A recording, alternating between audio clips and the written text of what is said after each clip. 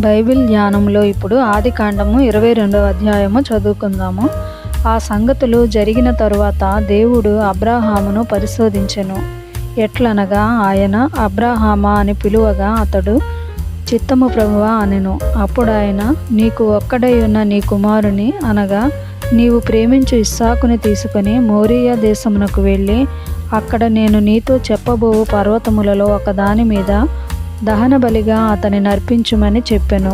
తెల్లవారినప్పుడు అబ్రాహాము లేచి తన గాడిదకు గంత కట్టి తన పనివారిలో ఇద్దరిని తన కుమారుడగు ఇస్సాకును వెంటబెట్టుకొని దహన బలి కొరకు కట్టెలు చీల్చి లేచి దేవుడు తనతో చెప్పిన చోటికి వెళ్ళెను. మూడవ నాడు అబ్రాహాము కన్నులెత్తి దూరము నుండి ఆ చోటు చూచి తన పనివారితో, మీరు గాడిదతో ఇక్కడనే ఉండుడి, నేనును ఈ చిన్నవాడును అక్కడికి వెళ్ళి దేవునికి మ్రొక్కి మరలా మీ యొద్దకు వచ్చేదమని చెప్పి దహన బలికి కట్టెలు తీసుకొని తన కుమారుడగు ఇస్సాకు మీద పెట్టి తన చేతితో నిప్పును కత్తిని పట్టుకొని పోయెను.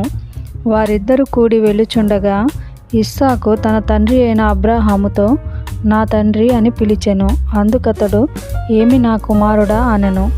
అప్పుడతడు, నిప్పును కట్టెలను ఉన్నవి గాని దహన బలికి గొర్రెపిల్ల ఏది అని అడుగగా అబ్రాహాము, నా కుమారుడా, దేవుడే దహన బలికి గొర్రెపిల్లను చూచుకొనునని చెప్పెను.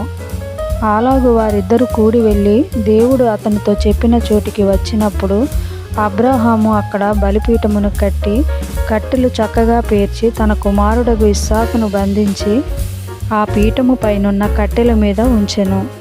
అప్పుడు అబ్రాహాము తన కుమారుని వధించుటకు తన చెయ్యి చాపి కత్తి పట్టుకొనగా యెహోవా దూత పరలోకము నుండి, అబ్రాహామా, అబ్రాహామా అని అతని పిలిచెను. అందుకతడు, చిత్తము ప్రభువా అనెను.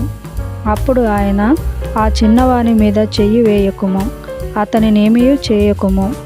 నీకు ఒక్కడై ఉన్న నీ కుమారుని నాకియ్య వెనుతీయలేదు గనుక నీవు దేవునికి భయపడు వాడవని ఇందువలన నాకు కనబడుచున్నదనెను.